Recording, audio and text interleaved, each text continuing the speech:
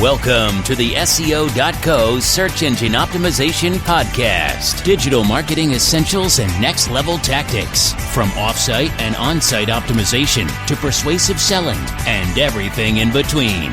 You'll learn actionable tips on what it takes to outright and outrank your competition.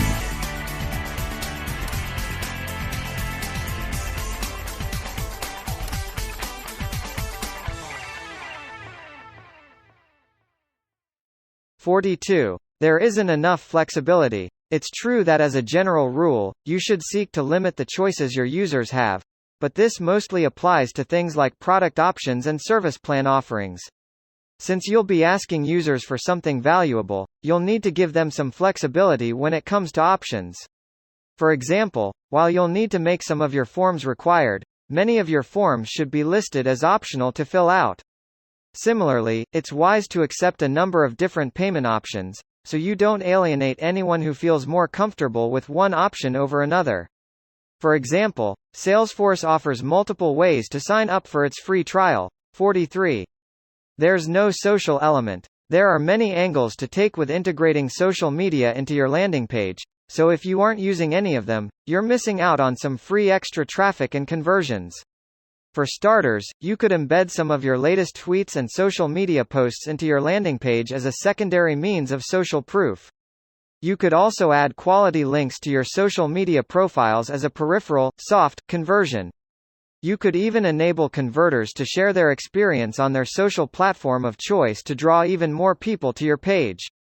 All of these opportunities are free, easy, and can contribute to your page's effectiveness. 44. Your landing page isn't exciting. If you want people to convert, you need to generate a little bit of enthusiasm. As we've seen, conversion is an emotional process as much as it is a logical one. Merely presenting an item and describing why it's worth what you're requesting isn't enough to persuade users. You need to get them energized, so use exciting language and images to jazz them up. Show them pictures of people having fun. Use strong, emotional words to make them sympathetically feel what you're suggesting. 45. You don't have any concrete evidence or numbers. This isn't an absolute necessity for your landing page, but it could be the factor that pushes them over the edge. If your landing page doesn't have any numbers, concrete evidence, or statistics to back up what you're offering or what you're selling, people may be less convinced that it's worth their time or money.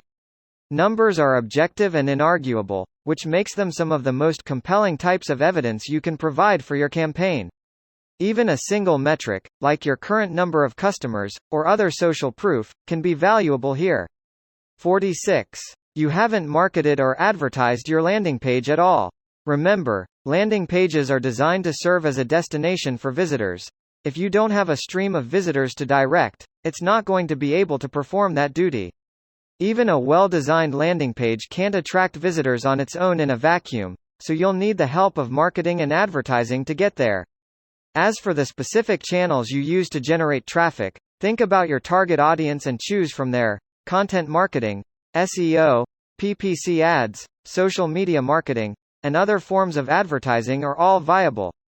47. You're advertising to the wrong audience. Earlier in this guide, I listed a poorly targeted landing PGE as a critical reason your landing page might not be working, but the targeting problem may begin even sooner if you're targeting the wrong audience in your marketing and advertising. Think of your advertising campaign as a filter for your incoming audience. This is your chance to choose exactly who should be coming to your landing page. Getting the right audience there is half the battle, so be sure you're using whatever demographic targeting features you can, and refine your messaging. 48. Your lead-in doesn't match your page. Sometimes, marketers like to promise more than they can deliver in order to get people in the door. For example, you may claim that you're offering rock bottom prices for your products, but if a user arrives on your page and sees that these prices are barely competitive, let alone rock bottom, they may leave immediately.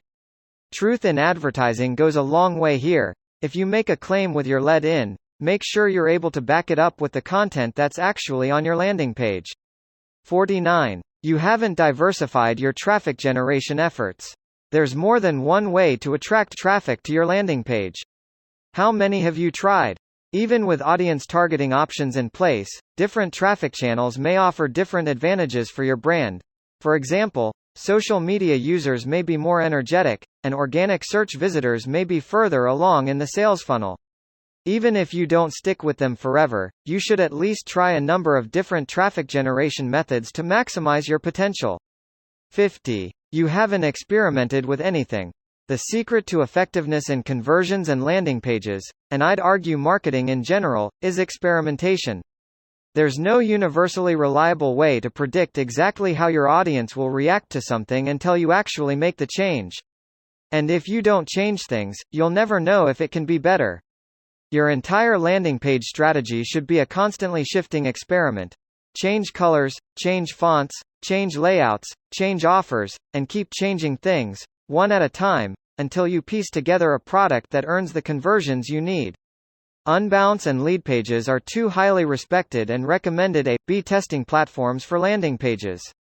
Both allow you to create mobile-optimized pages from templates or scratch, and A/B tests any element you can think of. Conclusion. Now that you've reached the end of this guide, you should have been able to pinpoint at least a handful of plausible reasons why your landing page isn't more effective than it is. Once you put some corrections in place, you'll be able to optimize your conversion rates and earn a higher overall return. But don't be fooled into thinking that this new threshold is the ultimate goal. The truth is, your strategy can always be better, so continue striving for better and better results. Thank you for joining us on the SEO.co podcast. We appreciate your time. Be sure to rate, review, and subscribe to the show, and visit SEO.co for more resources based on today's topic, as well as access to more podcast episodes to help you improve your site's long-term SEO success.